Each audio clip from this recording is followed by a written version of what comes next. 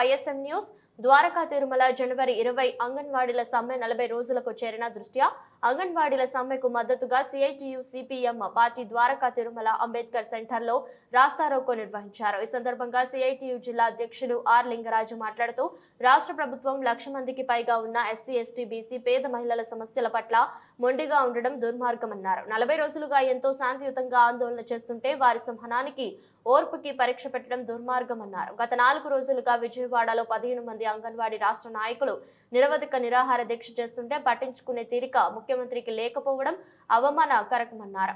ఈ ప్రభుత్వానికి పోయే కాలం దగ్గరకు వచ్చిందని, అందుకే అంగన్వాడీల సమస్యను పట్టించుకోవడం లేదన్నారు.